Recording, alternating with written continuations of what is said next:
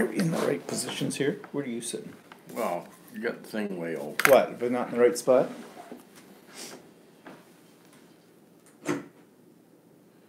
Okay. No, it probably won't stick. No. Okay, that's good. Ow. Okay. Alright, let's see if I can get it on here.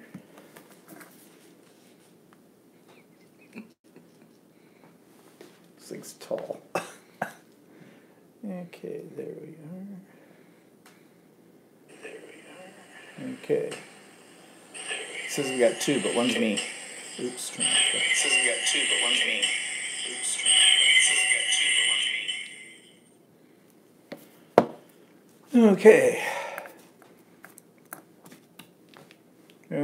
Julie's here. Hi, Julie. Love the hats. Happy New Year. No little... That's what you get for buying them at the dollar store. There's no whistle in them. Oh, Catherine's here. Hi, Catherine. We're just waiting here for other people. Heaven only knows if we'll have a free day with no freezing. It's freezing outside. Not that cold out. No. Phyllis is here. Hi, Phyllis. Just give it a couple of seconds here to make sure everybody's hooked in. This hat's ridiculous. Yeah, I know. It's 1 degree outside. Do I have a tassel on my hat? Yeah.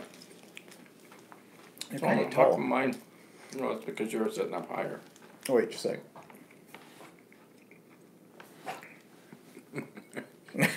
We look like a couple of gnomes. Stick us in the garden. Linnaire's here. And Jody's here. Yep, hats and the whistles. Happy New Year! A day early. Well, 2 days early, I guess. Yep. No squeaky out of that. Should go. Yeah, should have paid the extra quarter and got one with a squeaky in it. Okay. So, what are we drinking? Well, guess. It's New Year's. Champagne. Champagne for everyone! Well, technically it's sparkling wine. Yeah, okay, I stand to be corrected, as usual. Whatever. Well, that's because it's not grown in France. Oh, well, big deal. Somehow I got a feeling it's probably better than French wine. Well, probably.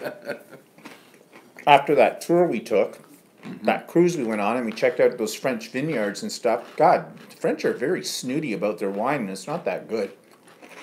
They just because it's got French on it doesn't mean it's a good wine. Okay. We have 11 people here now. Some are lurking, some are chatting. So, what's been happening? Well, my mother, she's fine, I don't care. I don't want to talk about my mother today. I had a blow up with her the other night, and I'm just going to let her cool her hoofies for a while. She can call me. That's where we stand at this point in time. It bothers me that happened, but enough is enough. And I don't really want to get into a big discussion about it because you don't need to be bored to tears out of the whole thing, but whatever. So let's move on. What's coming up on the vlog? I don't know. I think I have some things to show you. I'm going to take this hat off in a minute because I look like a bloody gnome in there. Okay. Hat's off. Kind of suits you. Maybe you could wear one on either side of the head, like a little. But anyways, yeah, things tomorrow to show you on the vlog. Working on a new quilt. Last Saturday. Oh, lost your head.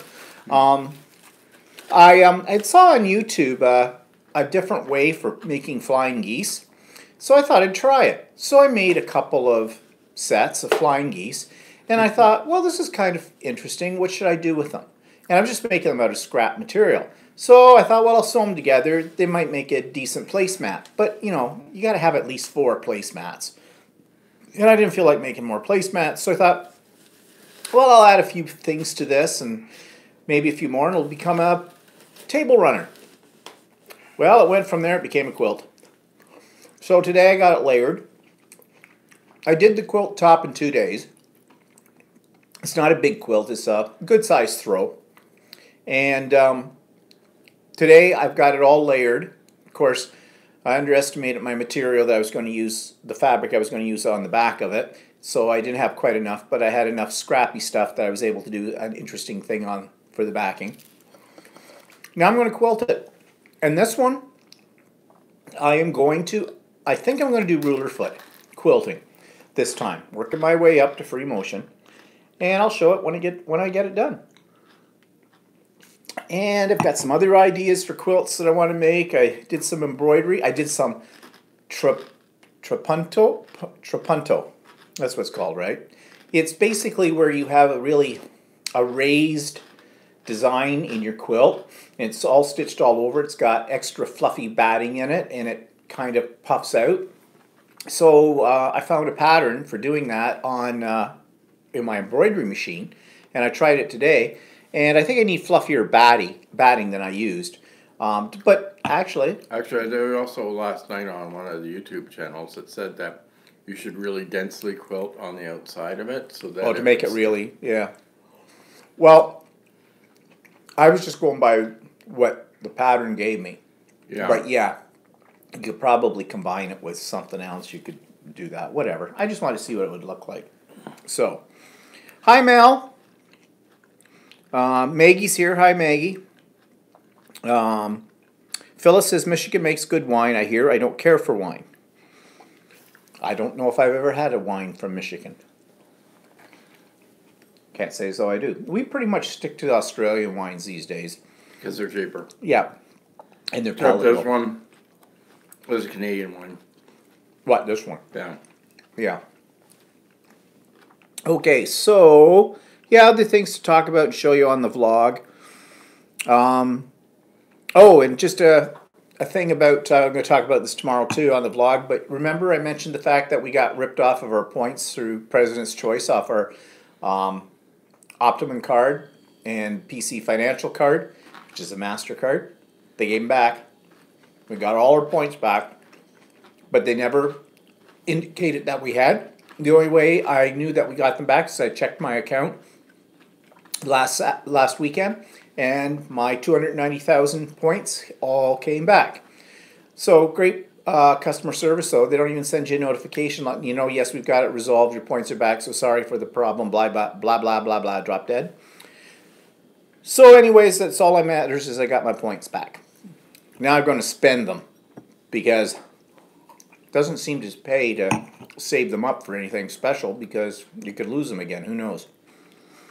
Yeah, Phil says, happy news about your points. Yes, that was one of my least of my worries in the last week. So, anyways. Well, you put the money over there. Jeez.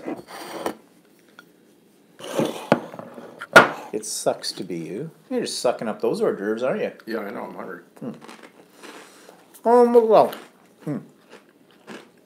Mouth is full.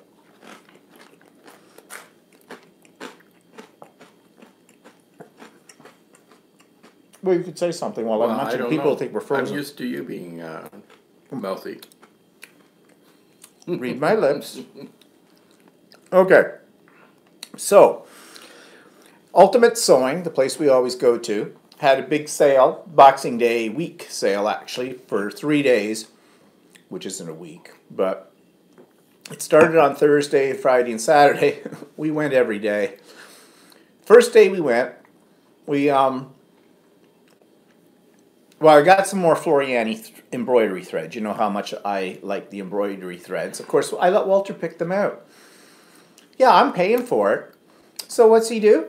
He picks out like about 25 colors, and they're $7.49 a spool. So, but it was 25% off everything in the store. So that's one reason we stocked up on them, because we got 25% off. Well, we were so busy doing something else. You said, here, we'll go pick out flat threads. Well, yeah, but I was thinking you'd pick out maybe 8, 9, 10, 25, and you're just going to town. Why not? Jeez. Yeah, why not? I'm paying for it. Yeah, right. So anyways, that, and I picked up I did buy some fabric. Actually, it was the piece of fabric that I bought that's supposed to be the backing for that quilt I just told you about, which I didn't get enough of. And what else? Oh, I was looking at presser feet. There are tons of presser feet that do marvelous things on your sewing machine. So I'd gone through the Janome site, because my machine's a Janome, and looked at all their different presser feet and what they did. And I picked out about 5 that I thought might be useful. Then I realized one of them I actually do have already, so I thought I did, but I never bought that one. The one that I thought was most interesting was it was a little gizmo for doing the binding on your quilt. You set it up on the sewing machine, and you feed your binding through it and the edge of your quilt and the whole bit, and it matches it all up, and away you go. And I thought that might be a useful tool to have. Although one of the people that used to work in the store way back then, she said, "Nah, you don't really need one of those." She didn't think it was a great thing. Well, I didn't get it because it was $170. So I thought, I mean, it's not like I'm having a great deal of difficulty doing binding, because I'm not. Now that I have figured it out, it only took 10 quilts to figure it out. But I just thought, like, if it had been like $50 or something, I might have considered it. You gonna live? No. No. We'll die quietly. So, oh, Nyrie's here. Hi, Nyrie. And Walter, happy New Year. Okay, so for Nyrie, it's tomorrow, so it's still the 31st. Okay, Yeah. but they get New Year's before we do. So, anyways, so Happy we went. New Year's, Harry. And what else did we buy? You bought something, didn't you? Well, you bought some material, Yeah, I bought some fabric. and then you bought. I bought.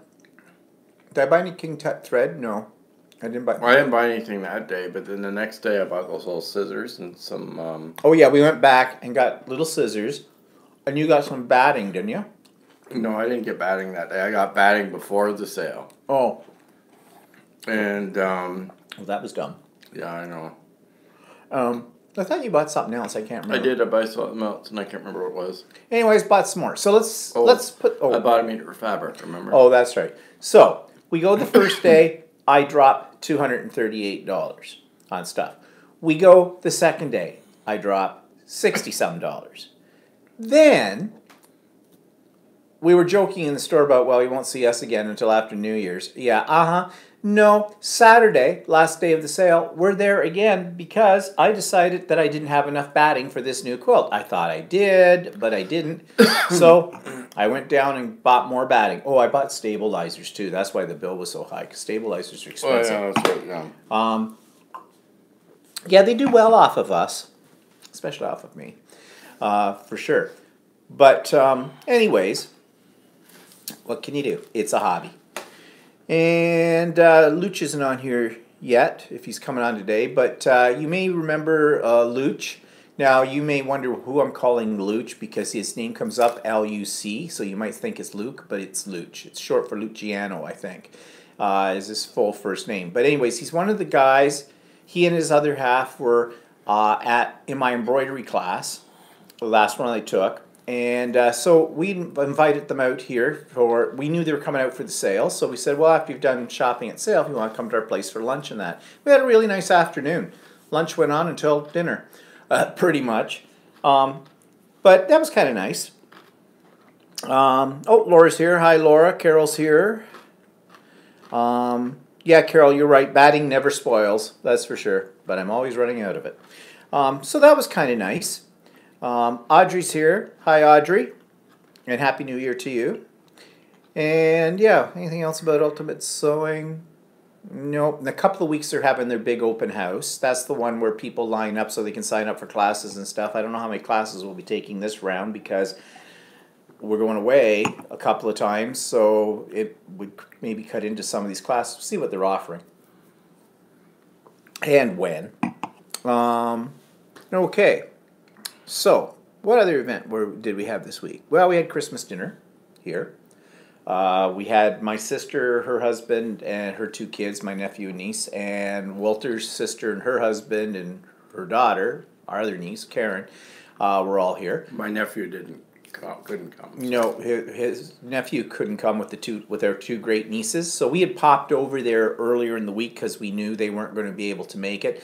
They had to go to do the Christmas thing with her side of the family, and her parents are divorced, so they have to go see her father one thing, and then they have to go see her mother, and so it's a bit of a hectic for them. Although I think Jessie, Walter's sister, was kind of happy. She's got 2 weeks off because they've been living with her, the kids and Kenny. Ken got a new job out in our area, but where they live is actually Brampton, which Brampton, for those of you who don't know, is on the other side of Toronto. So it's on the west end of Toronto, northwest end of Toronto. So it's not a far distance away from us, but it's still a good, what's it take, an hour? It tends to have a high population of East Indians living in Yes, that area. if you want good recipes for curry, go to Brampton because you're going to find a lot of them. Anyways, so we took order. I showed you that sock those socks that I made, and we put chocolate in them and a toy and stuff for the girls. So we went over there. What night was that? Was that Friday? No, it wasn't Friday. Yeah, it must have been Friday night, wasn't it? No, it was the Thursday night because they were going on the Friday, right? Yeah. We popped over there to give it to the girls. So we might have talked about that last week. Yeah, we might have. Yeah. Well, they were thrilled about the little toy we got them. We didn't know that thing was of high demand. Didn't have a clue. And then this past week, that was before. We might have talked about it last Sunday about that because We might have. Because then that happened before last Sunday, and then we had Christmas after. Mm-hmm. Yeah, that's right. But anyways, it was nice. It was nice to have Christmas dinner. This sounds bad without my mother, because we didn't have to wait on her hand and foot. We didn't have to worry about getting her located down the stairs and all that kind of stuff. So in some ways, it's kind of bad that you couldn't get your mother out, type of thing. But then on the other hand, it's impossible. Even last year, it was impossible for her to get her into our house. yeah, And then right now, she's pretty much not able to toilet herself. no, she needs assistance there, and I'm sorry, but I cannot assist her with that. So, anyways, so yeah, we had a good time with it all. The only thing I hate is the cleanup afterwards. Well, actually, I think everybody had a good time because everybody left late. Yeah. Everybody, they all leave early. I mean, the one good thing about having your sister take your mother is that... Yeah. Well, one of the reasons that they leave early anyways is because they were the ones bringing my mother over here. And my mother would go, well, I'm tired. Yeah. Okay, whatever. Then no sooner finished her dinner and she was tired. And she doesn't eat anyway. So. Yeah, I know, so... Oh, well. Right now, my mother's not my favorite person. No. Can you tell? Yeah. Well, I'll probably be discussing that in a little bit more detail tomorrow on the vlog. I don't want to get into it right now because I'm still a little upset over some things. But anyways, oh, Cindy's here. Hi, Cindy. And Angela. Hi, Angela. Yeah, so anyways, it was nice. Walter did give me a gift. He wasn't supposed to, but he did this on purpose. I love jellies. Jellies are... Grab the box of jellies and we can show what I'm talking about here, please. Is there any in this one? The little one probably not on my left and now. Is there any in there? It's like 3. Oh. Steve likes his jellies. These are jellies. That's a glare. And that's what's left of the jellies. Oops. But they're just little sugar-coated jellies. And I love them. That's our... Yeah. So he bought me 4 boxes. Well, 2 boxes that size, which are Laura Secord, if you know. I don't know if there's Laura Secord in the States or not, but Laura Secord is a chocolate company kind of thing. Been around for years and years and years. They make those. And then he found me some bargain basement ones. What were they, $2 a box? Yeah. The bargain Actually, basements? the regular $4 a box. I didn't know it until after I went through cash checkout that it was $2 a box. Oh, Bargoon. But the Lower Seacords, though, were they on sale? They were. No, they're $2, 2 boxes for $25. Is that what they are now? Yeah. Holy crap. I used to remember when those were like about $8 a box or less. A single box. Well, geez. Suck on them slowly. Laura says the President's Choice good ones too. Yeah, the President's Choice ones are pretty close to the Lower Seacord. There's a little bit of a difference. I'm a jelly snob, I'm sorry, but they're one of my favorite candies, and I know what I speak of. But, yeah. Yeah, Nairi says, yum, can't stop at one. That's the problem. And they're really soft, especially especially Lower Secret. Yeah, they're nice and soft, and they're light. They're just light. It's just jelly, coated in a lot of sugar. Yeah. But, anyways, you got me those. What did I give him? Get him? Nothing. Well, I just give him the gift that keeps on giving all year round. The gift of me. Yeah. Really? Why are you laughing? Whatever. Okay. And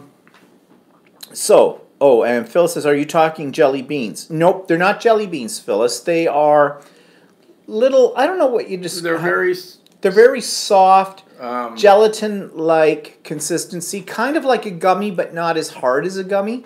They're very fruity tasting. Yeah, they come in limes and lemon, whatever, orange. I got something on my phone. Okay, so bad. Oops. But yeah, they're delicious. I love them. They're sort of like a firmer form of Jell-O, only with a really intense flavor. Yeah. So anyways, anything else happen on Christmas that's of note? I mean, we spent getting ready for Christmas dinner. Let's see, when did we start cooking? You started the turkey last Saturday? Yeah. The turkey was good.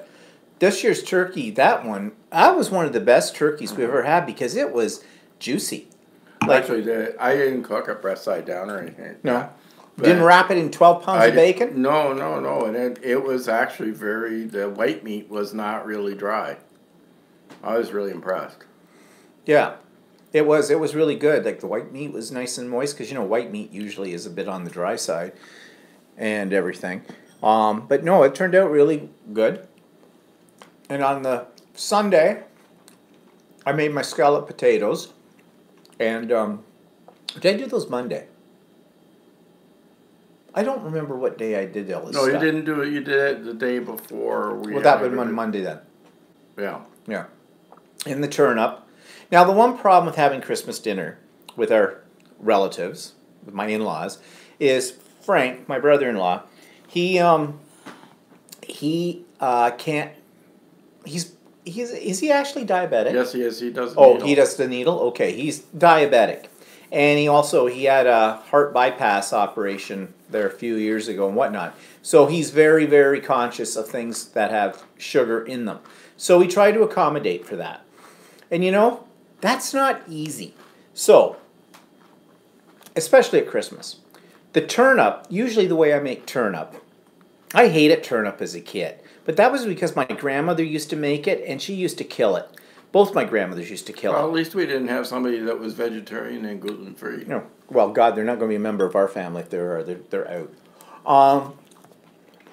But turnip, and the way my mother and my grandmothers used to make it was they boiled the sucker to death, then they mashed it up, threw in a little pepper and salt and butter and a little bit of milk. So you had this porridge of turnip. It was gross. Actually, I could eat it now and like it, but when I was a kid, I absolutely hated it. And then I had friends when I was much younger who did turnip totally different. They'd cube it up and they'd put pepper and salt and brown sugar on it and they'd bake it. It was kind of candied in a way. And that's actually quite tasty. And I've done variations of that over the years. You also add a little orange juice to it. You can do that. But actually, I don't mind it the way you made it. No, it was fine. It tasted okay. It's just I would have preferred it with a little bit of brown sugar, but because of Frank being a diabetic, I didn't add any kind of sugar to it, so he could eat that. And you can't I really roasted it. get the Splenda brown sugar because Splenda brown sugar is half and half. Yeah, it's half real and half whatever, fake. And Cindy should do that with my squash. Yeah, I do it with squash as well. And you cooked squash last time, when? Well, that's because you don't like squash. So if Walter doesn't like it, we don't have it. Oh, God, Well, it's just like living at home with my mother. It's just like you don't like beets. Well, we're not having those, are we? I've always said you can have your beets. You can sit in a corner and eat your big bowl of beets. Oh, Harvard. beets. Oh, I don't mind pickled beets. I don't like big old beets. It's those hot Harvard, they call them Harvard beets or whatever. That's the kind I like. They're gross. They're good. You And mush them up with your potatoes. Oh, God. My mother used to, she knew how much I hated them. And so what she'd do is, I wouldn't take any when she'd make them. And she loved them. And she'd go, well, yo, let's have some of these. And she'd take a big spoonful of these slimy purple things, slap them on my plate right next to my mashed potatoes, and it just bleeds all into the mashed then you potatoes. Mash them all up together. Oh, it just killed everything. It was just gross. To this day, they're still gross. But anyways, he likes them. Yeah, Catherine agrees with me. She says, beets are awful. Phyllis likes them, though. And Nairi says, beets? We have beetroot in Australia, great on hamburgers. Yeah, I know, they do that. Yeah, but beetroot... Actually, it doesn't taste bad. No, but they do it differently. It's not really cooked, is it? Yeah, it's cooked. Was it cooked? Yeah. Is it cooked, If you Nairi? can't get cooked, if you don't cook beets, it's like raw. It's like carrots. I've never heard of anybody eating a beet that hasn't been cooked. Even the ones that are cold that are in the brine are been cooked. Or they've been brined. I don't know. Yeah, but I think they've been cooked first. Well, I don't know. Nairi says, it's pickled, yes. Cooked and then pickled. Yeah. Oh, was that shredded? It's a pickled beet. They put a slice of pickled beet on top of the hamburger. We've had that before. Yeah. Well, I didn't mind that. Yeah, because it's I don't okay. mind pickled beets. That's fine. It's the cooked beets. Like, whatever the slimy stuff that's packed in. I He don't know. doesn't like it when it's cooked, and then it's got like Slime. and no, It's slime. It's thickened with a little cornstarch. It's just what a waste of cornstarch. Really. Now, I like beet greens. Haven't had those in a long time. Good. I'll get some beets and give you I'll the eat- green. Oh, shoot. Okay. I got to get a new stand. We're back. Okay, last time I give the damn iPad a drink. Okay, no, you're all crooked. What? Crooked which way? Turn it that way, up the right hand side up. This right hand? Yeah. Oh, turn it. Look it this way. Turn it this way. No, the other way. Okay, better. Fine. Jeez, useless. Will bite me. You Okay, still look here. are a bit crooked, Ben. Well. Jeez. How's that? Okay. Sure.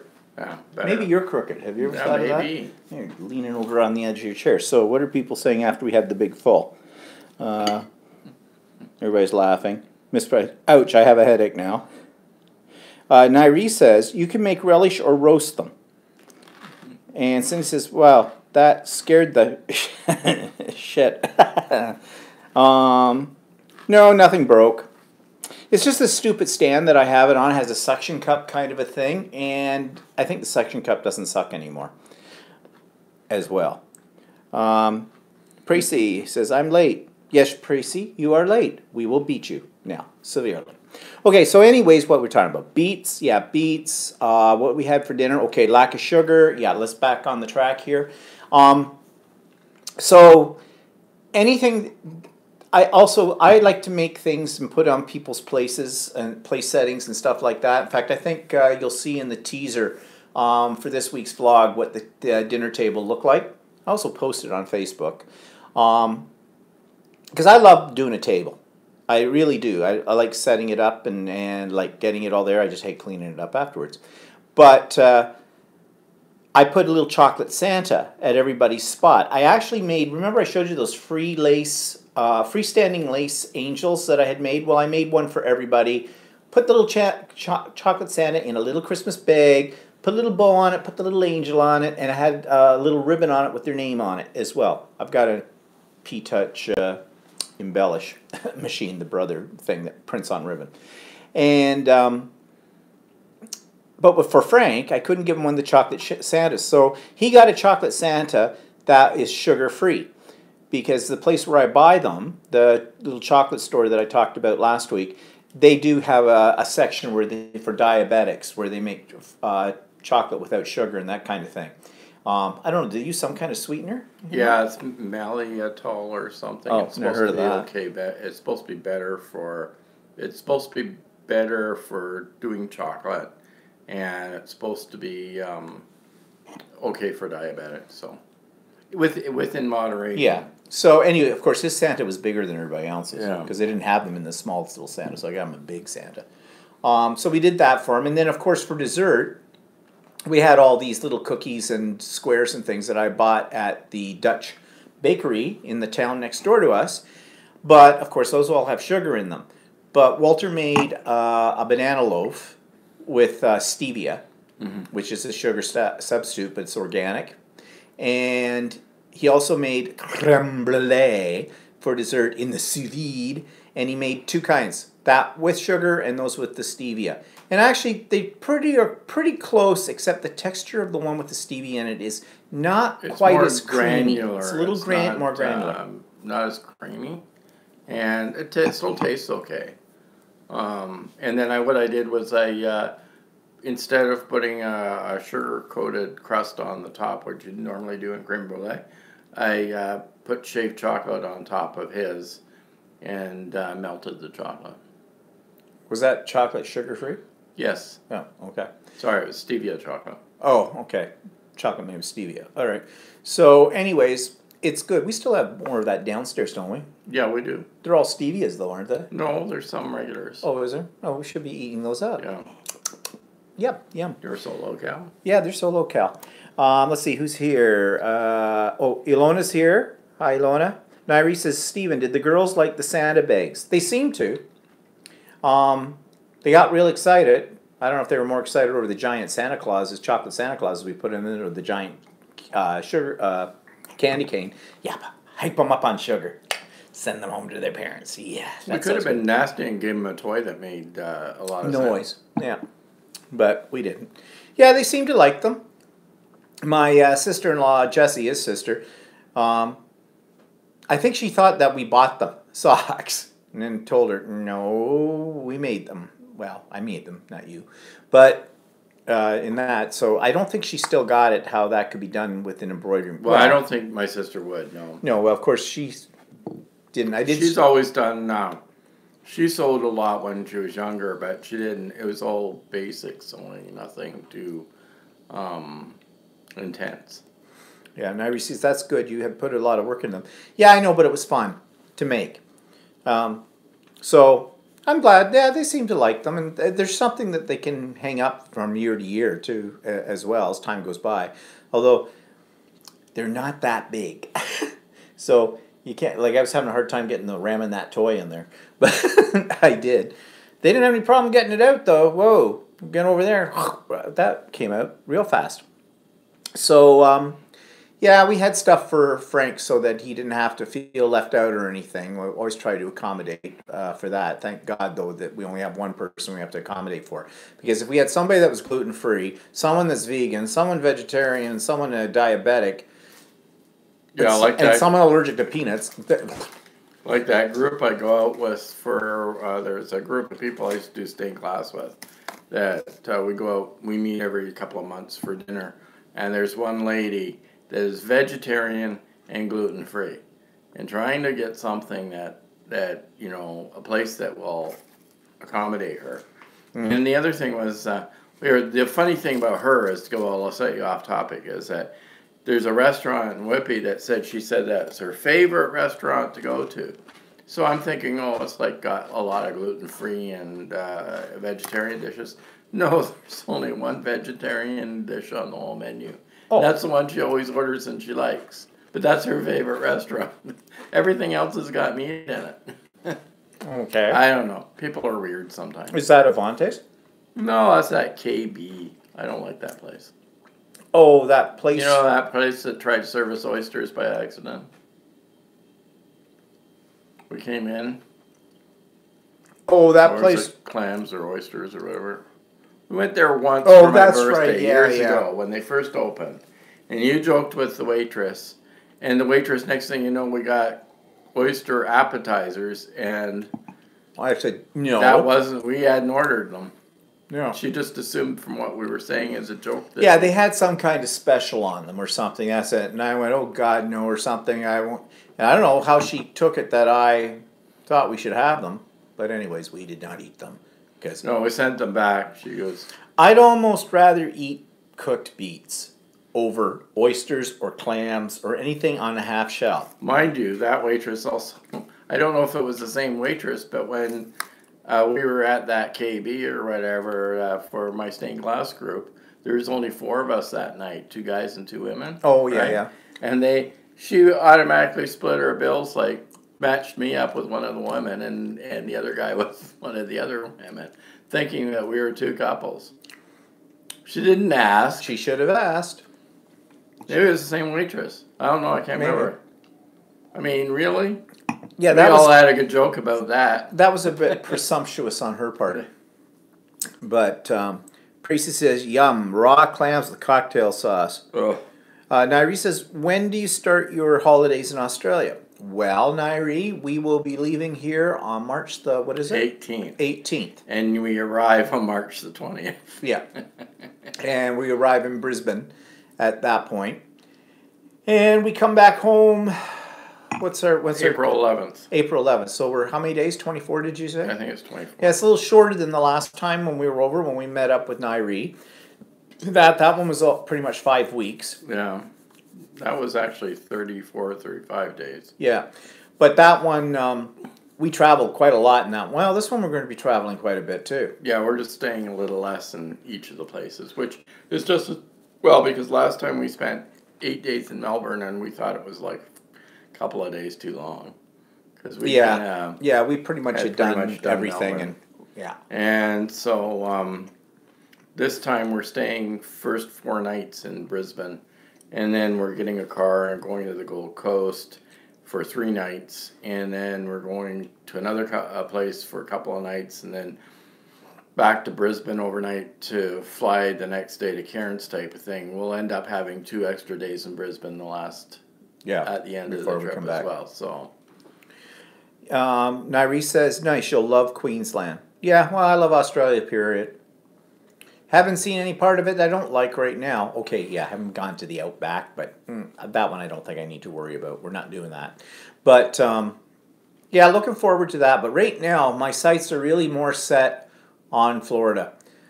We go, what day do we leave? We leave the 15th? January 15th. January 15th. We're only going for 8 days. But it's just not here. And believe me, we both need to get away. It's been a long, we haven't been anywhere. Okay, I know, first world problems. We haven't been anywhere since we came back from Australia in February. Or we came back in March, we've been actually. used to the last few years traveling a bit more frequently.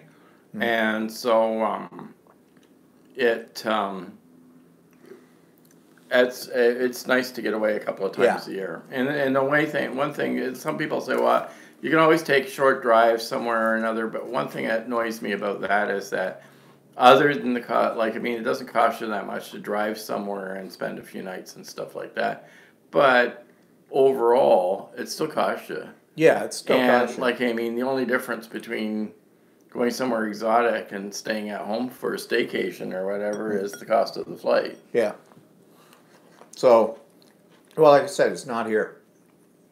And right now the weather here has... Mind you, our exchange rate has really... I know, sucks majorly. Like, holy crap. And I wanted to go to a few, and I still will. But I want to go to some quilt stores or whatever when we're down in Fort Lauderdale, if we find a few. Did you look that up? Did you find it? Yeah, there's a few down there. Is there? Yeah, because now I think we're paying about $1.36 for each American Yeah, I know. dollar. So Yeah, it's just terrible. But yeah, so that brings me to, newsworthy. Thank you, Trump. My stocks have dropped. You asshole. God, how do you people come to Canada? Live up here, okay?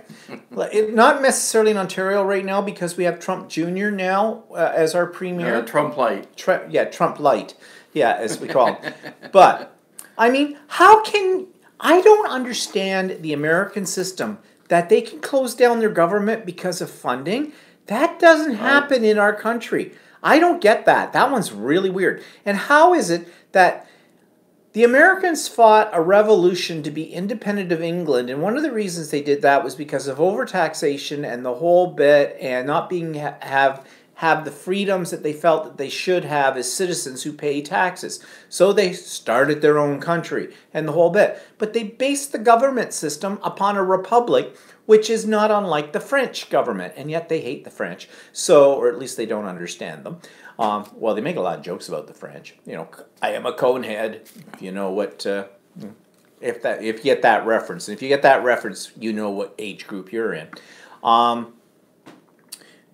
But now that this man has so much power that what comes out of his mouth affects the stock market. I mean, my RSPs dropped about 15,000, and all my other stocks are like going like right down the tubes here. I mean... Well, it's not just him. It was the Federal Reserve increased prices, too. Yeah, I know. But then there's also the deal with... But every time he even farts, the stock market drops. I mean, what an idiot. How can one man have that kind of influence on the world economy? I don't get it. But whatever. Get him out. I know you're going to enter into a new era in January. The Democrats have the House, so we'll see how that works out. Of course, meanwhile, he's shut down the American government because he won't, whatever he has to do with the funding or something with that, won't do it unless they give him money for the wall. The wall. Really? But anyways. Oh, Nairi says she'd be right back. She needs breakfast. Okay. And Carol says, not just yours, and I'm not sure what she's referring back to. Possibly, well, it probably means their economy too. Yeah. As well, so I'm sure. Yes, I know. Well, yeah, no, the U.S. stock market, it really went down the tubes too with all of this. Yeah, just a gift from Trump. Merry Christmas, Happy New Year. Yeah, really. Yeah, Mel says, American dream, Trump. Yeah. Stocks falling. Oh, that's what, yeah, Carol says that's what she means. Stocks falling. Yeah, I know. I mean, it isn't time to panic. No. Although now they're talking about the possibility that we could be moving into a recession. Yeah, that's what they say, but still, all the businesses are still doing really well. So Yeah, I don't know who it is. But anyways, it just pisses me off that one man can have this kind of influence over stuff. I mean, that's just ludicrous. And now our poor Justin, he's being attacked left and right. The conservatives are trying to oust him out for this, that, and the other thing. But this whole China affair, like, someone just take that bitch that tried to get on a plane in Vancouver and send her wherever. Get her out of our country. I don't get it. The Americans wanted us to arrest her because of stuff that she's doing that affects the Americans more than it affects Canadians. Because we have an extradition deal with the Americans, we're caught in the middle. The Chinese, meanwhile, are going, oh, you don't send back her? We no trade with you. Okay. Ha, price of rice going up. All right, whatever. Yes, I was being racist there and fully meant to be. Okay, sorry, sue me. Tracy says, remember, Hillary got 4 million more votes. Yes. I know that. That's what I mean. The American system is so screwed up that... But we have the same thing happen here, too. Well, yeah, but it's not quite like Doug that. Doug Ford didn't have the popular vote, but he got in. Yeah, because it's by the seats that you get in the House. But, oh well. I don't need to make any more fun of No. Trump because it's been done to death, and we have our own like Trump light in our own province, so it's bringing us all kinds of grief as well. Now he's talking about, this is Ford I'm talking about. Now he's talking about trying to become prime minister. Oh my God, Trump North at that point. Oh God, I hope we have more sense than that. But who knows? People are stupid. Jody says, I received a funny item in my stocking this year. Trump toilet paper. It's his head. Oh, And it yeah, looks like yeah. he's kissing, so I'm using it as the guest bathroom. Kiss my ass, Trump. Yeah, that's pretty Apparently, you good. can get a toilet brush to match. Oh, can you? Oh, well.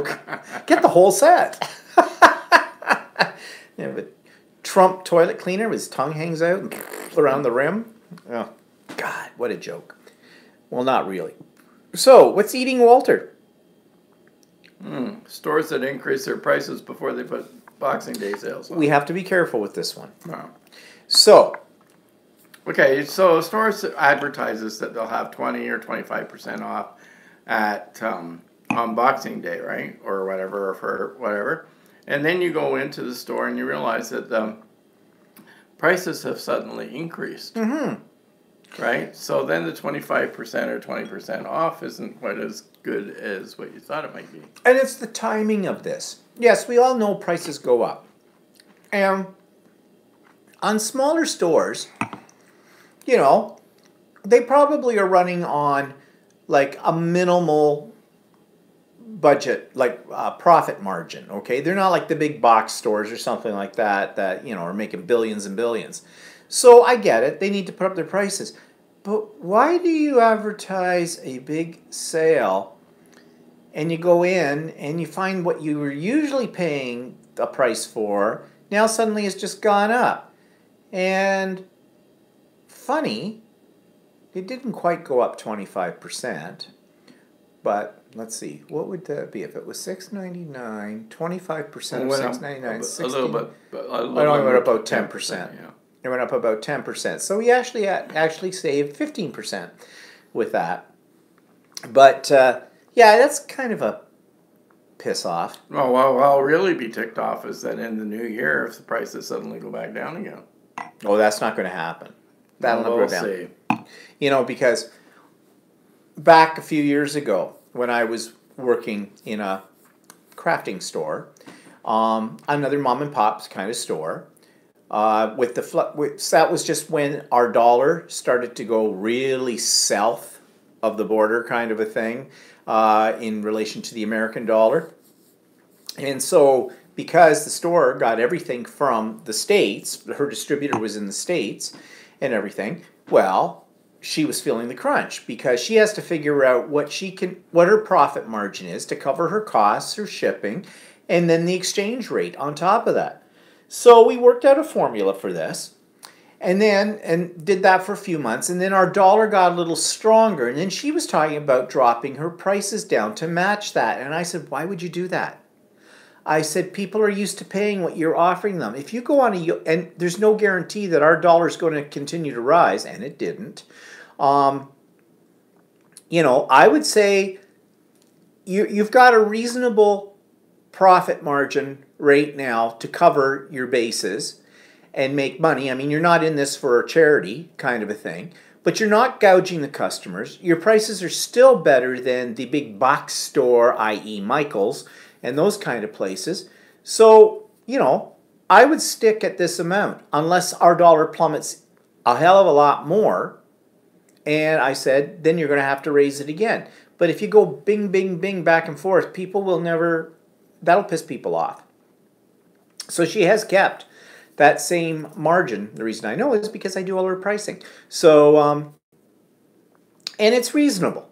It's very reasonable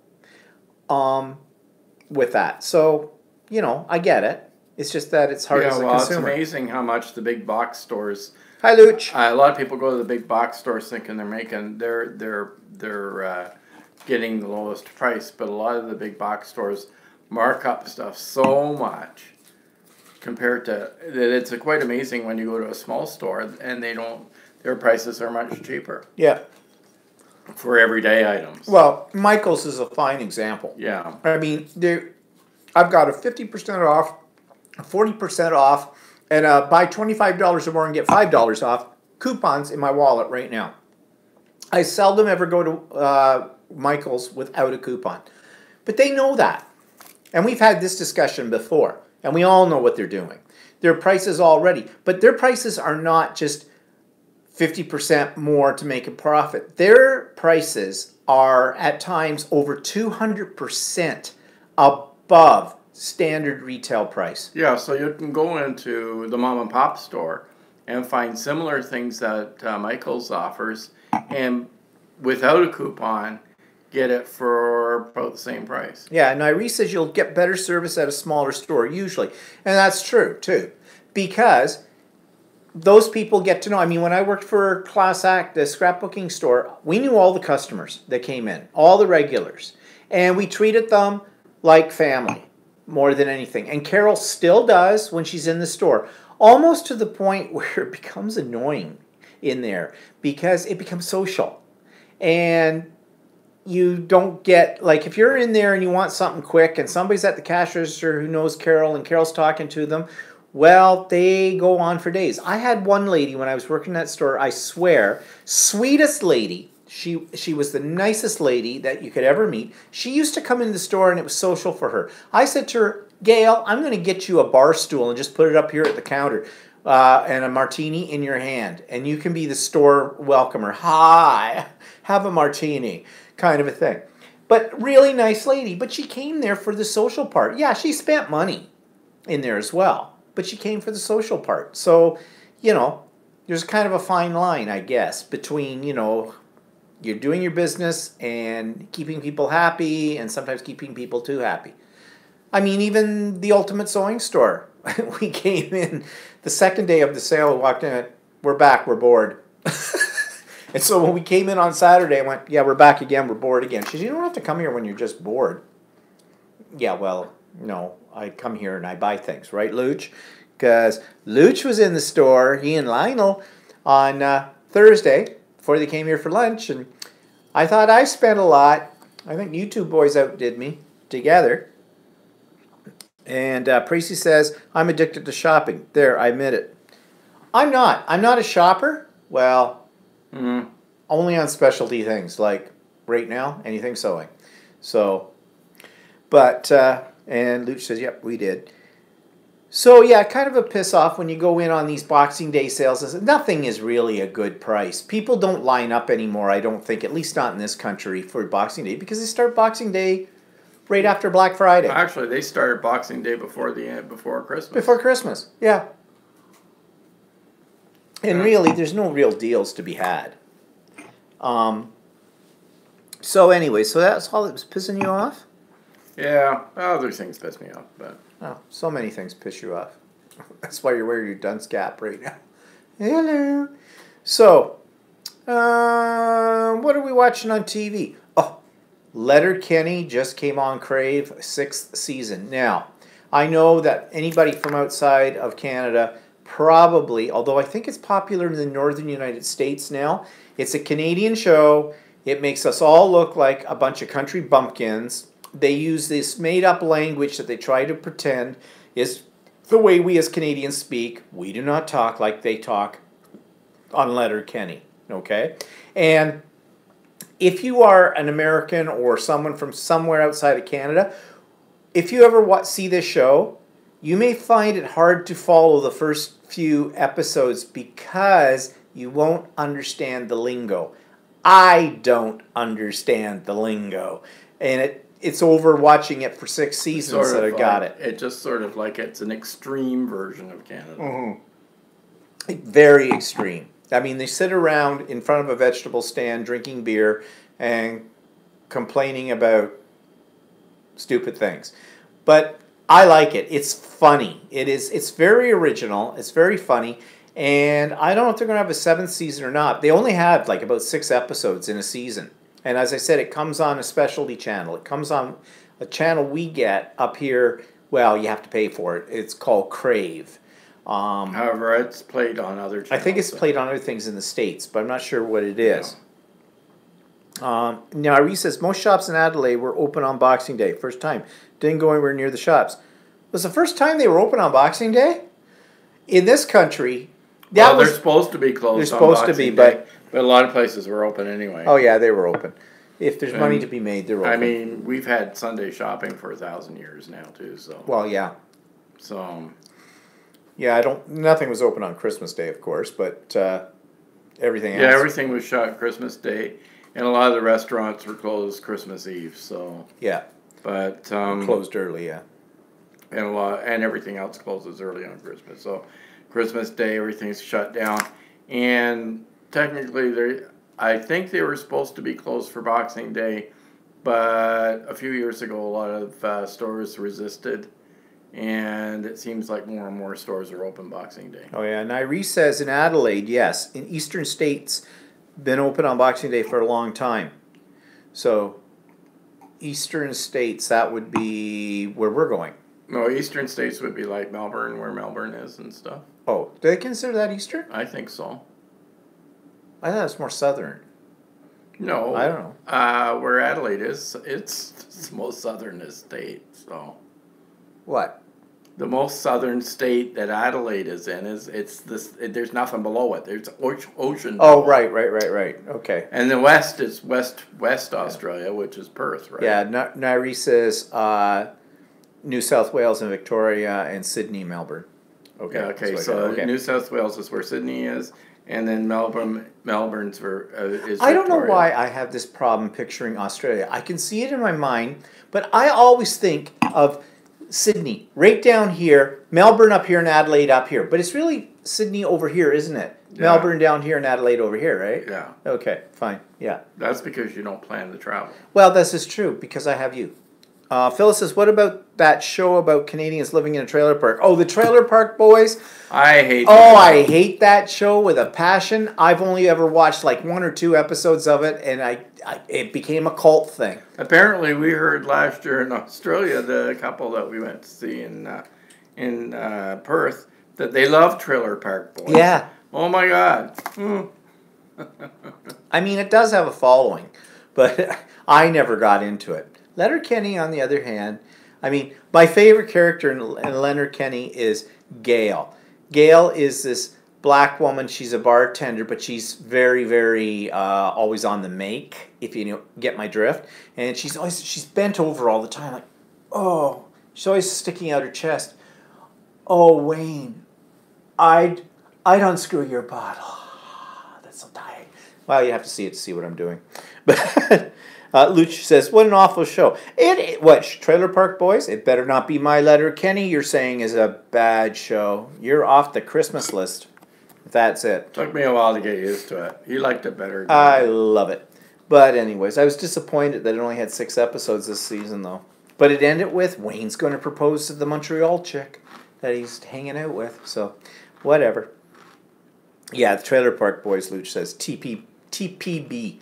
Okay. So, what else? Well, we went to the show and saw Aquaman. And not just because he's cute. In sort of a strange way. It was, actually, I thought the movie was pretty good. It was, it's fantasy, of course. It's the superheroes thing. Well, It's a little bit hokey the man at can times. breathe water. I mean, like, it is a little hokey, but all of those kind of things are. But that's what I liked about them. They're just fun. Lots of action. Not enough with his shirt off. Sorry about that. But whatever. It was pretty good, though. It's worth the watch. Phyllis says, I agree. Lots of drinking and getting into trouble, like they never grow up. Oh, Trailer Park Boys, yeah. Well, maybe it is very true about some Canadians. Yeah. We know people who have trailers and go in the summertime to sit in a field in a trailer. Wow. Drive 2 hours, 3 hours from where they live. Go up there, cut grass on your little plot. You got your little fence in around, whatever. And you got a trailer. Woohoo! I'd rather spend the money on a trip than sit around in a trailer drinking beer all day. Like, really? But whatever. YouTube. Okay, YouTube. Found this one called Tips for Travelers. It's a British guy does this. That's what the name of the YouTube channel is. And if you want to know, he seems to be very knowledgeable about cruises, the ins and outs about cruising. Now, we've done like, how many cruises? 9? I mean, a lot of the tips weren't really that astounding or Not to us. informative to us. But to other But people. for somebody that's first taking a trip, it might be Yeah. pretty good. I love cruises.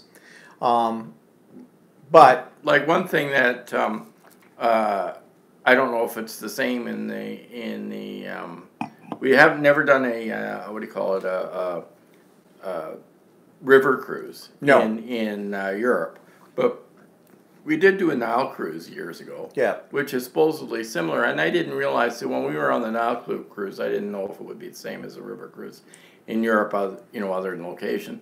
But what they did was when they had a small dock, they had the boat dock at, they would dock the boats 5 deep type of thing, or 3 or 4 deep or whatever, so that if you were the outer boat, you had to travel through all the other boats' lobbies to get to the dock, right? And apparently they do that in Europe too, which we didn't realize that they actually did in Europe. I thought maybe it was just a Nile thing. well, that's something that we found out about on this Tips for Travelers a deal on there too. So I mean, I think actually the stuff he talked about was very reasonable and very realistic. And I think if you've never been on a cruise before, this would be worth watching.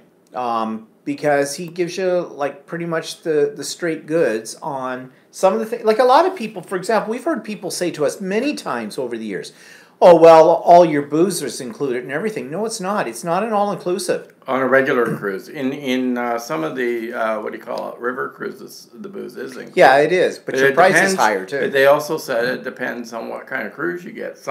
All your beer and wine are allocated at your dinner times, but if you want to drink off dinner time, Then it costs you.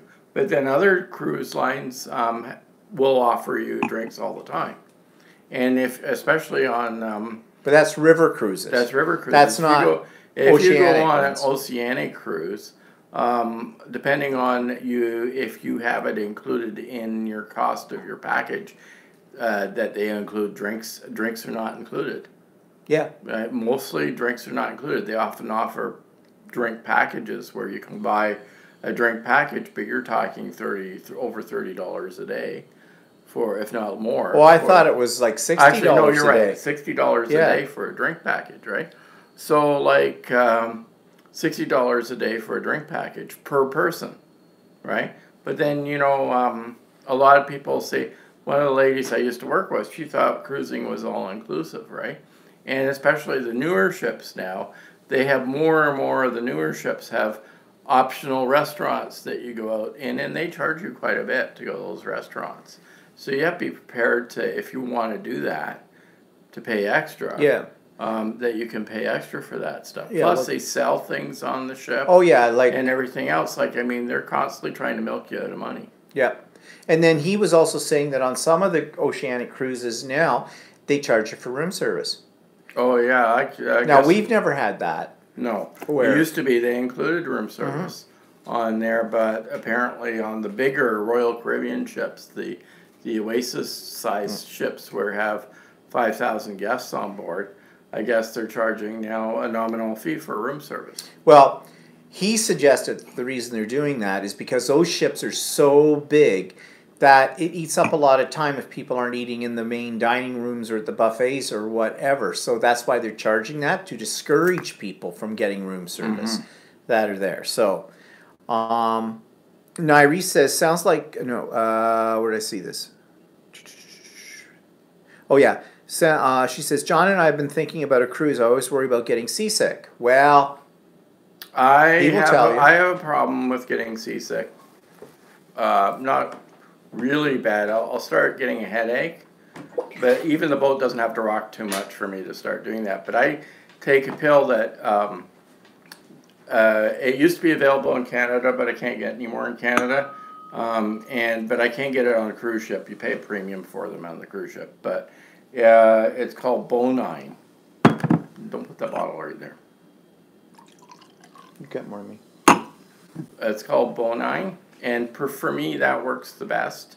Some people say Gravol works and stuff like that, but we've always been fortunate on most of the cruises we've been on. It has not had, it hasn't rocked a lot until like at night we've hit a storm or something like that. But actually, the worst one have been on though is the one that we went from New Zealand to Australia. And when you cross the Tasman Sea, it's supposed to be pretty rough, and we happened to hit it when it was really rough. I felt that one. I never get seasick, but I felt that. We had 30-foot waves for 2 days, and a lot of people got sick on the boat. But actually, I didn't. I was taking my Bonine, and it was fine. But usually, you can't even feel the boat moving. And usually they sail at night.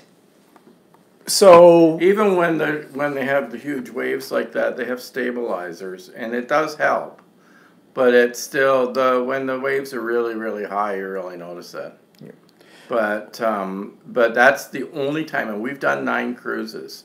So the worst one was that trip between New Zealand and Australia. And even that, they were high waves and whatnot, but it wasn't that bad. Like, no. Well, you see the water splash up against the windows. You take a room that's in the middle of the ship that reduces the amount of rocking that you endure. So, but really, that should never stop you from taking a cruise, at all. And I mean, you can get a lot of people wear these patches and stuff like that. I've never done that. I've just ever taken the Bonine. What I like about cruises is that it's a floating hotel.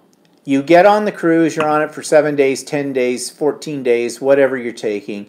You get in, you unpack your suitcase, put everything away, you know where you're eating that night, there's entertainment on the ship, you're going out on excursions during the day, but you're coming back home at night and you know where you're going to be sleeping and you know where you're going to be eating and you don't have any worries that way. And that's what I like about them. I mean, it's a good way to see places that you would normally go to. It's a good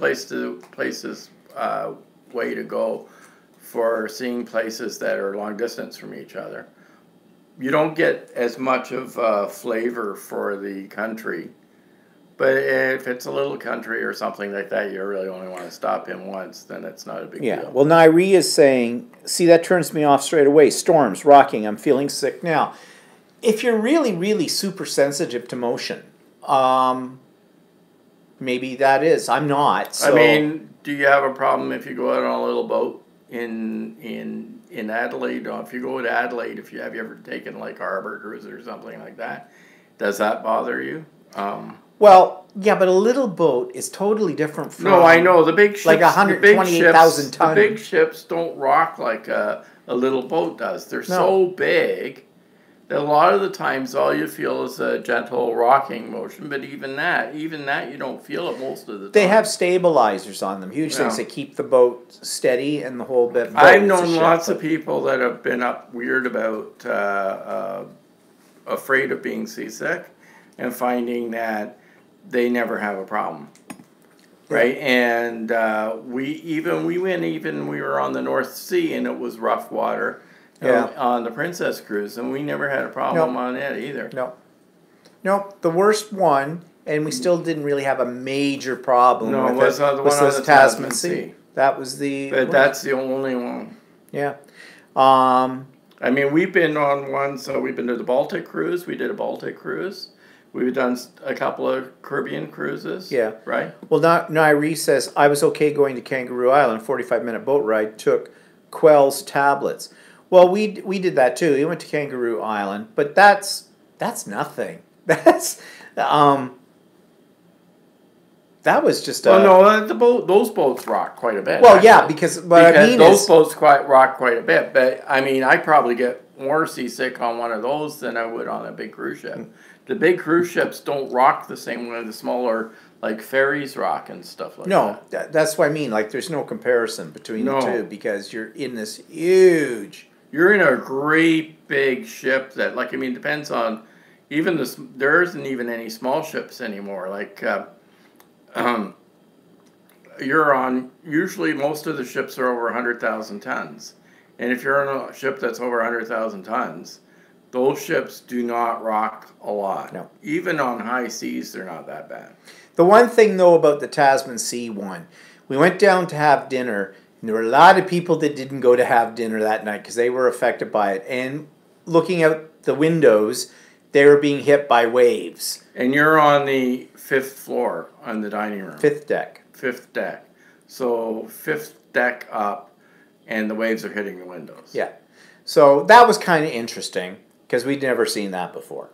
But we got hit by a rogue wave too, not when we were crossing the Tasman Sea, but we on that same cruise we got hit by a rogue wave, and we were up on the top deck in one of the lounge areas up there, and when it hit, it went right over the top of the ship, and there was glass everywhere because glasses slid off the bar, bottles. But see, that's that was rare. was a very unusual incident because I'd never, in all the time we've cruised, ever had anything like that. And we went down from England to cruised around the western side of Europe before, and we've had a couple of Mediterranean cruises, and nothing like that. We've never had any issues. Well, Luch says, we did a 3-day cruise out of Miami. It was awesome. I wish drinks were included. It would have been very expensive to buy that as a package. Lionel would have had to pay would have had to buy the package. He doesn't drink. No, he wouldn't have had to buy the package. No, it depends. Some cruise lines say that they do. If one person gets the drink package in a room, you have to get both people have to get it. Oh, do they? Yeah, some cruise lines do. Oh, because there is a soda. That's for the Americans. Soda pop package that costs you something like $30 a day or something for unlimited, Coke and ginger ale or whatever you want to drink and everything like that too. But we that it depends on what cruise line you go on. Oh, I guess I didn't know that. Some cruise lines will make you drink. If one person is in your room that gets a drink package, it'll force the other person to have to get it as well, because they don't want you sharing your drinks. One person getting a drink package, and then you go to the bar and get 2 drinks on the same drink package. But our names were on those cards that we used. Yeah, I know, but there was nothing saying that there's nothing saying that you couldn't go up, buy a drink at one bar and go to another bar and buy another drink. Oh, I suppose. You know what I mean? I guess that seems to be too much work. Yeah. And Nairi says, I don't drink a lot of alcohol, so I wouldn't need a drink package. No. Luch says it was a Norwegian that they were on. And art out with your heart out, which is, you haven't been on here forever.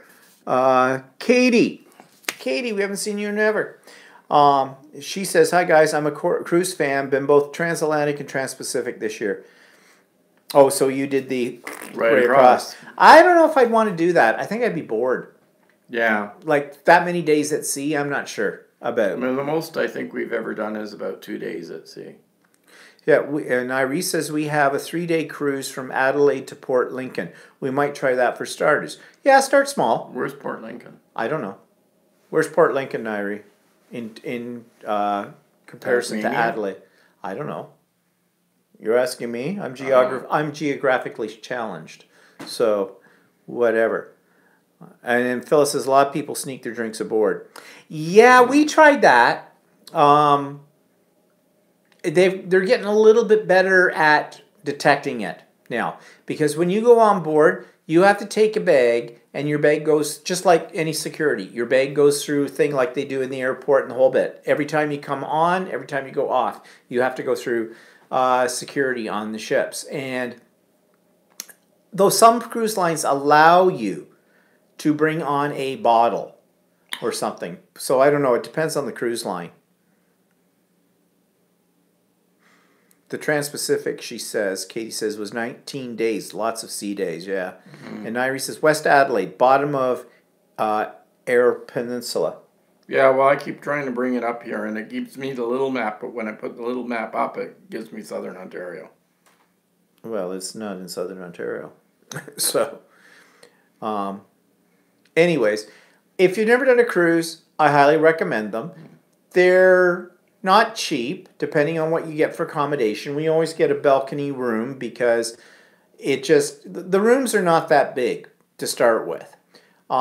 They're nice, but they're Okay, cozy.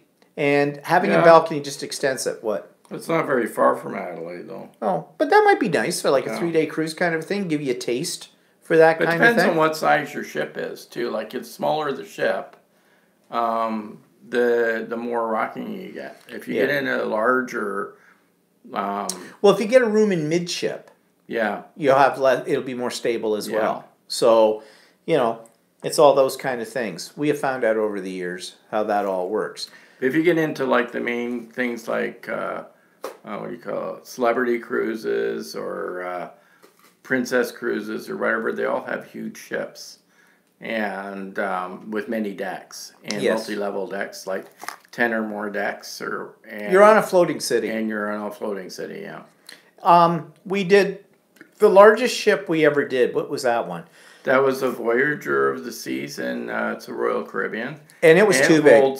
It holds 2,800 guests. It was too big. To me, it was too big. We've never been on the Oasis class ships. No. Actually, I think I'm not real excited about those. I think they would be too big because you have to book all your shows Oh, to yeah. get into them. Like, no. Whereas the others, Other ones you just walk in. You just sort of walk in. I mean, yes, if you want a prime piece of seat, then you need to go in early, but in time at all. But Julie says, I went on a cruise in the 80s. We made the national news for the worst storm. Never again. Never say never. Luch says, taking a shower was a blast. I almost couldn't fit in the shower. Oh, come on, Luch. You're not that big. No, they are cozy. There's no two way. Definitely, you're not going to shower with a friend in these cruise things. Not going to happen. Nope. The bathrooms The in them, bathrooms are pretty squishy. they're squishy. Yep. There's no two ways about it. Even your room's not massive. No. But Jody says, I love to get a balcony at the end of the ship. Very quiet. Since it's not on one side or another, you get the best of both worlds. You see it all. Yeah.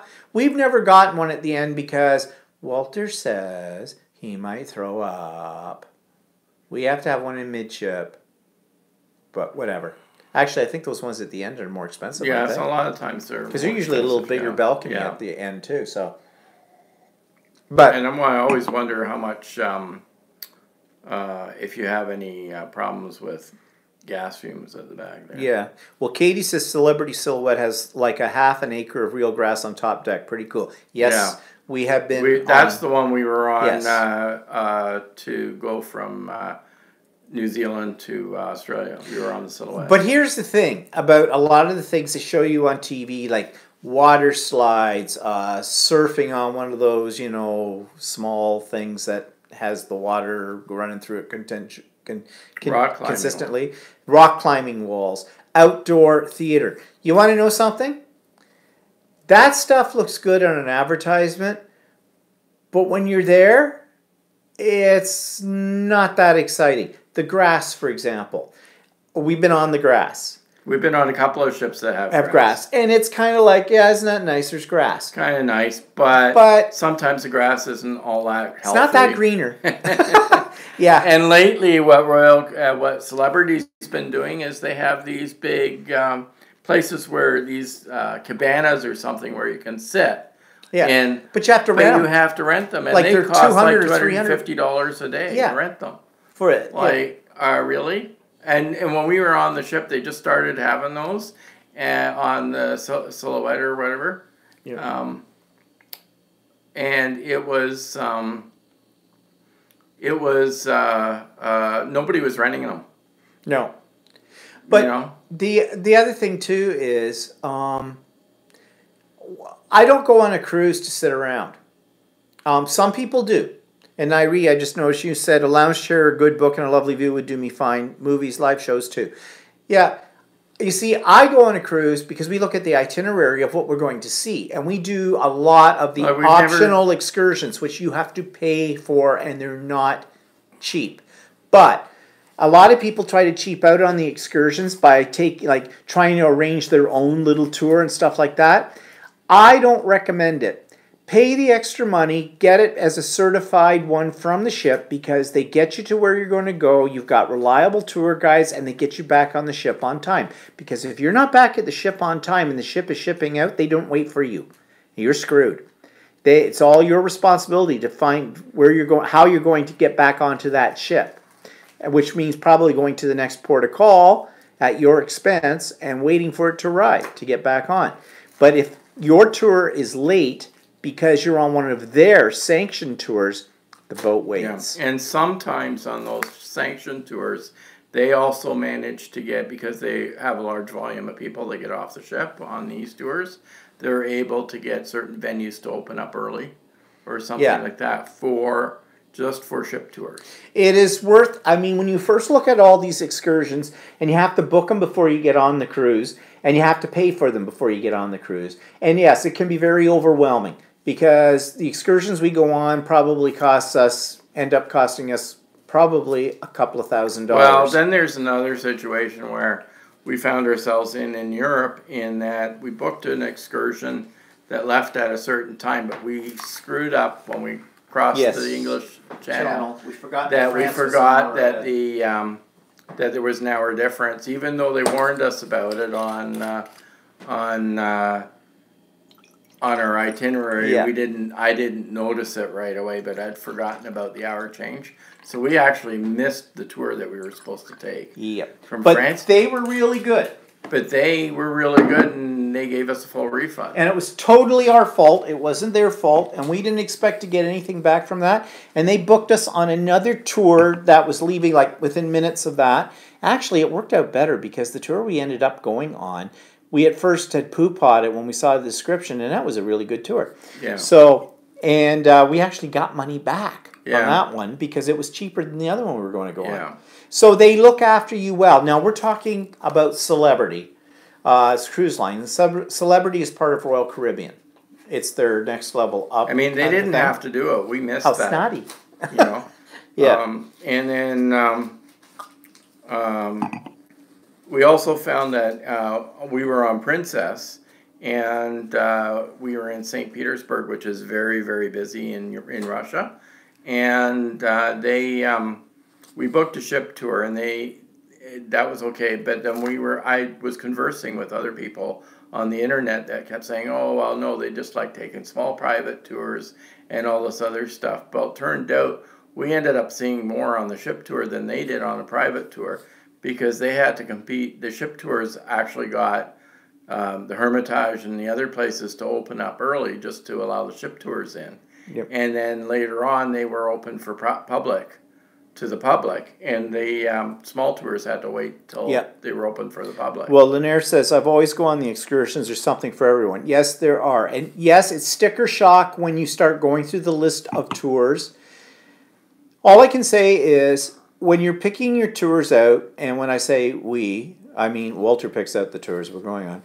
He does all the research. He goes online. He looks at what, Cruise Critic and TripAdvisor and things say about different things. But also, we've gone onto YouTube, and you can find something that's similar to most of these excursions, if not the actual excursion, and you will see what you will see, or what to go to. So it's good to do your research and spend your time. Actually, if you're going on a cruise, go on Cruise Critic. Cruise Critic is actually a really good resource to go on. You can actually talk to other people going on the same cruise and everything else on their forums. So it's actually, they have a huge list of resources as to what ships are good to go on and what ships are not so good to go on and stuff like that. So you need to do your research. It's like with any kind of trip you're going to go on where you're spending big bucks. You want to make sure you're getting the value for your money. So do your research. Katie says, I've done excursions both through the ship and on my own. It depends what it is. Thankfully, no horror stories.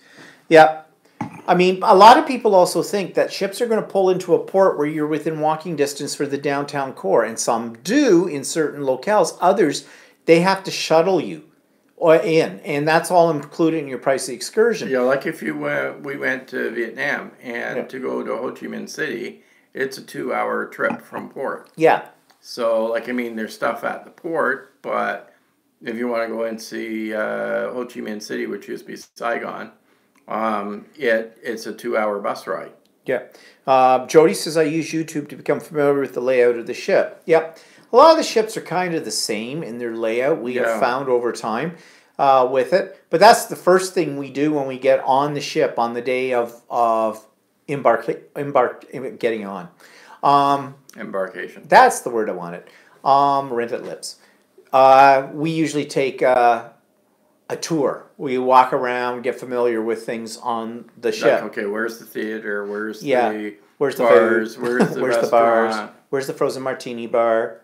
That's usually the first one. But Where's the ship layouts in the vast majority of ships are all very similar in design. With it. So, but that's a good idea too. And Nairi says, what was the name of the YouTube channel with the travel tips? It's called Tips for Travelers. And we watched several of his videos about cruises and that, and I think he's pretty reliable. And I think he's reasonable about stuff he says. I mean, I think you can believe him from just looking at from our experience with it. But I love cruises. How did we get on that? Oh, yeah, because of the YouTube channel. Yeah. But anyways, now I want to go on a cruise. Now I want to go on a cruise. Oh, wow. Yeah, well, we have other trips. So, moving on. So, what's cooking? I'm still reading that book about subhumans, it's called. Yeah, I'm not finished that one yet. I don't read as fast as I used to. What's cooking? Well, last night, Walter said, what to do with leftovers after Christmas. Okay, so yes, we have a lot of turkey left over. So we've had turkey sandwiches. Walter is in the process, just off where you can't see. He's got the Instapot going and he's making turkey soup. And we still have turkey left over. And we had shrimp left over because I got a big shrimp ring, right? And we had shrimp left over. So last night, Walter made coconut curry shrimp. Now, there are some oxymorons happening with this. One, I don't like seafood. I don't mind shrimp. Okay? Two, Walter doesn't like coconut, but he made coconut curry shrimp. It was a mild coconut. It was mild coconut. I like coconut. But Walter does not like coconut. He curls up in a ball and whimpers if you bring a coconut near him. But anyways, it was very good. It was very good. Just had the right enough heat. I can't take the heat like I used to. Oh, God, I'm getting so bloody old. Not like you used to put like 12 gallons of sriracha sauce on something. Well, it can never be too hot. But guess what? Yes, it can be too hot. And I can't take it either. My system doesn't like it. Yeah. Well, Katie's going on a cruise in 3 weeks. Yay, she says. Where are you going, Katie? And Luch says, let's go on a cruise. Yep. Yeah, I'd like to do another cruise, but I don't want to do a Caribbean cruise. Again, we've done 2 Caribbean cruises, and quite frankly... No, we've done 3. Was it 3? Yeah, we did... our very first Carnival. First one. The Walmart of cruises. The Walmart of cruises. We're on a ship that didn't have any balconies. Mm-hmm. And the very first one was a Carnival. And then the other 2 were gay cruises, so... Yeah, the other 2 were gay cruises. And, but one was, the other one, the first gay cruise we took was, we left from Puerto Rico. Actually, both of them we left Both of them we left from Puerto Rico. Yeah. So... Yeah, I'm not that fond of the Caribbean.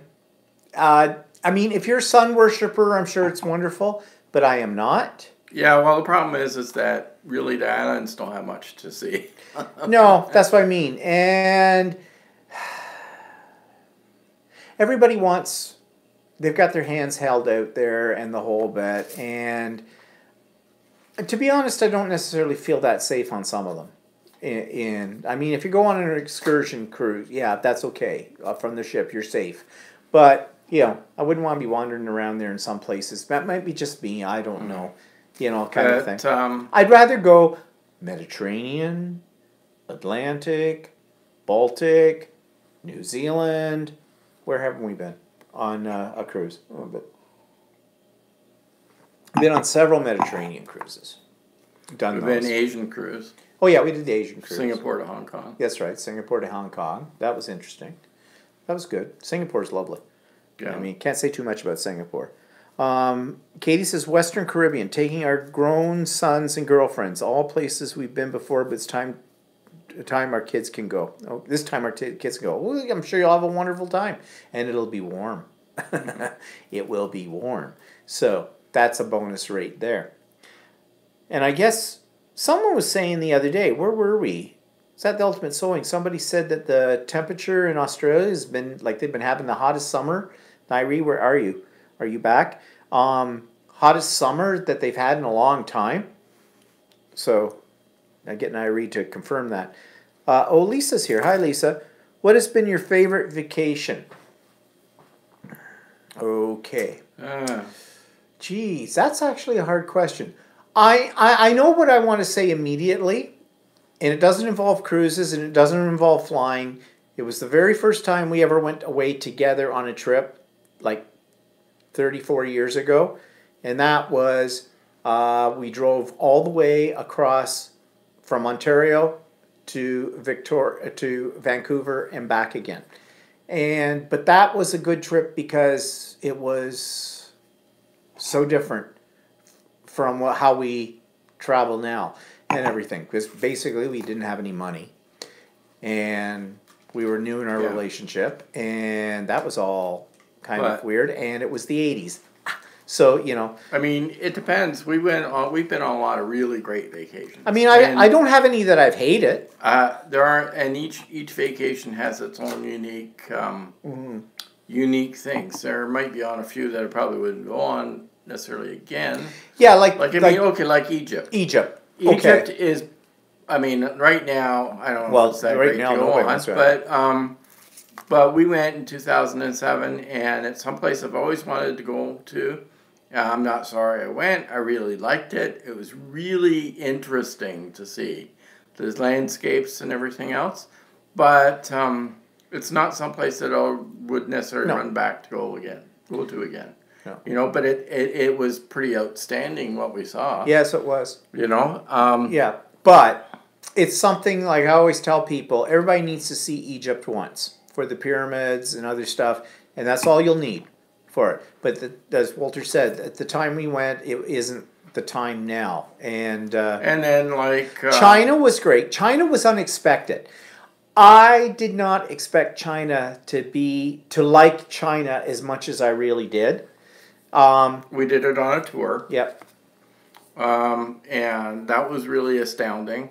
The cruise from Singapore to Hong Kong was really astounding. We went to Vietnam, we went to Hong Kong, that was really outstanding. We went, even the trip that we did from England down the coast, the cruise we did down the coast of France and Spain and stuff. And that. Yep. So it's really difficult for us to pinpoint and say, this was the most exciting place that each of our trips have had unique experiences. Yeah, Tracy says, I only want to go to Japan and Venice.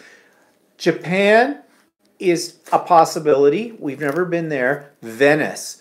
Oh, I do love Venice. Okay. Yes, very much. I really like Venice. And I like Rome as well, which is ironic because the very first time we were ever in Italy, in Rome, we were on a, if it's Tuesday, you're in Belgium kind of tour, bus tour kind of thing. We were on a 3-week bus tour through Europe. And we were on definitely a budget in the whole bit. And I had a good enough time on that trip, but I just thought, I had this idea of Italy as being like, oh my God, don't want to go there.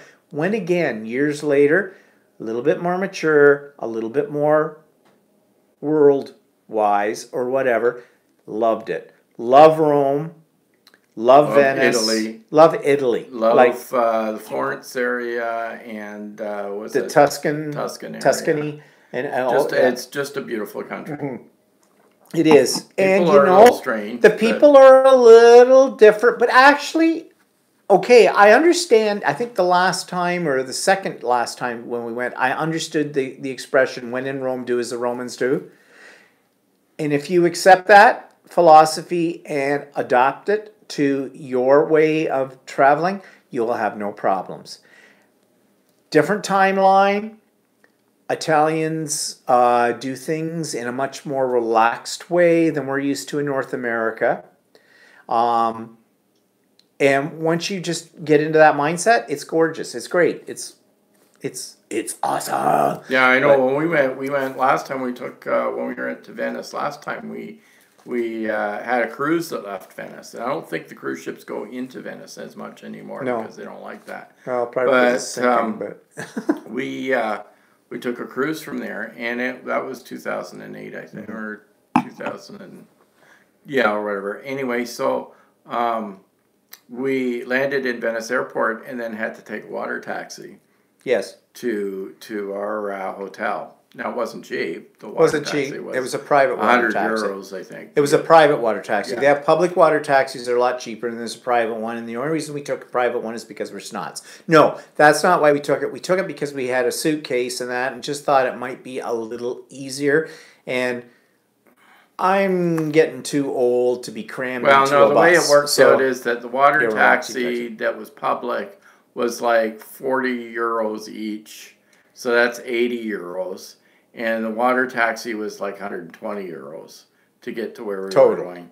And we Not thought, each. Total. No, total. So And we thought, well, for 40 euros more, for 40 euros more or whatever, let's just take the water let's taxi. just pretend we have money. Okay?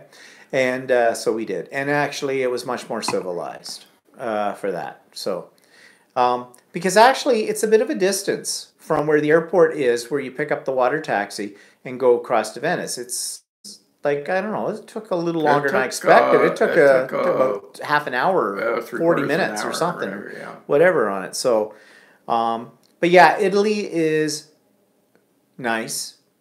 And now France. Okay. France is beautiful.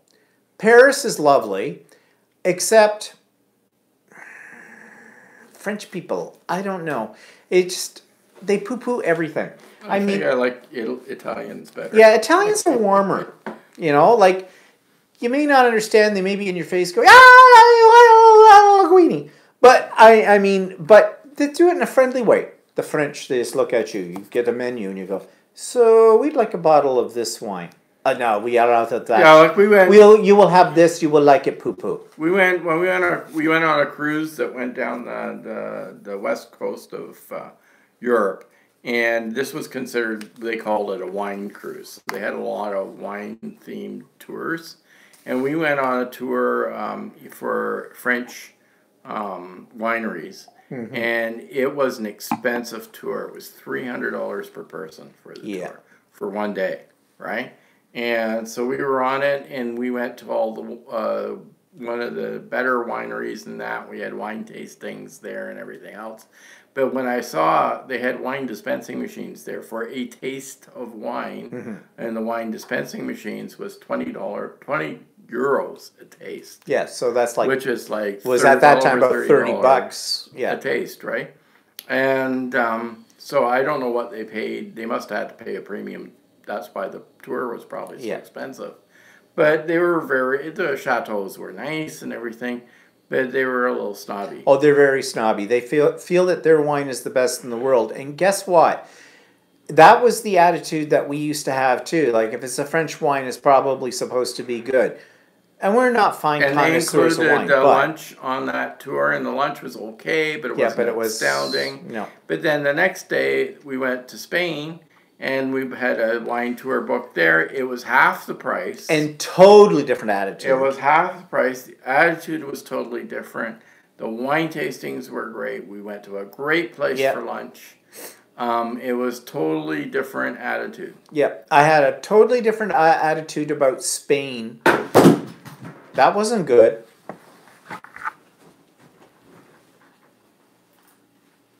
Okay. Something just happened. Oh, crap.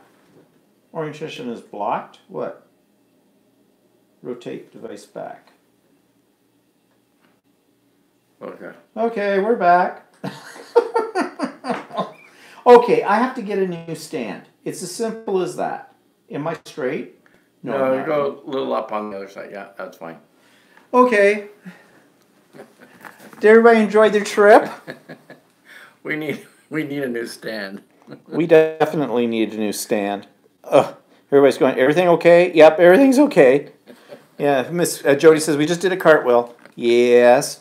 Anyways, we were talking about the French. Okay, I've got this now too high up. God, I got to get new technology. And do this. Well, one good thing, knock wood, we haven't froze yet. So anything, we should start getting this tied up here. Yeah, Carol says, it's been a bumpy ride today. Put on your seatbelt. It's going to be a bumpy ride. Yeah. So, anyways, back to the French. They suck. Yeah, so anyway, we got off topic. We were going on to... Jody says, the French Yes. looked at me on a sidewalk, whispered, "There's an American," and shoved me off the sidewalk. Ooh, 18 years ago, Yeah. haven't been back. Yeah, well, I just sum them up with this. Everything's poo-poo. And it doesn't matter. Like, we would make a point the first time we ever went to Paris telling them we're not Americans. Sorry. But we're not. No, that didn't matter. and- They treat everybody, I'll say one thing about them. They're equal opportunists. They treat everybody the same way. Shitty. So, there you go. Okay, moving on. What's coming up? Okay, on Monday night, we're going off to our local gay club, Club 717, where we have not been. Oh, Princess. 12 years. In 12 years, yeah, probably for New Year's Eve, because we decided we're going to do that and see what's going to be like. Well, one of the guys we know, he's kind of on the board now this year, and he's really trying to make it better than it used to be. So we'll see how that works out. Oh, Kate says, lately we pretend we're Canadians. We charge you for that. Do you have a license to pretend to be Canadian? Write to me. I will send you one. They're only $50 a pop. No problem. So that's what we've got planned for New Year's Eve, and I'm sure other people probably have plans or not plans. We haven't gone out on New Year's Eve in a long time. Well, not since we've been to Australia in 2016 when we did the ultimate New Year's Eve. Like, wow. Well, that might be the ultimate trip, going to Australia. Yeah. Oh, well, so what was it? Somebody asked me about where the nicest... Oh, what was that question about where we've been that's the best or whatever? New Zealand and Australia. Do I need to say more? Best trips? Yeah, Australia. I think. Don't you think? Yeah. Yeah. Well, we've really enjoyed Australia. Yeah. Yeah, now that's why we're going back the third time. So, Luke says, have a great time tomorrow evening. Have a few drinks and dances for me. Yep, will do. Okay, so, everybody, this has been great. We didn't have a freeze up. Okay, we had a few falls, but, I mean, that's okay. Better than a freeze up. So, I hope everybody has a really great new year. Best wishes for 2019. And our next show will be... Oh, next week's show is going to be an hour later because I am teaching... I'm teaching an art journaling class next Sunday. So, it will be on at 5 p.m. Eastern Standard Time instead of 4 p.m. So, Happy New Year to everybody. And have a good one and see you soon. Yeah, wouldn't it be better if this thing made a noise?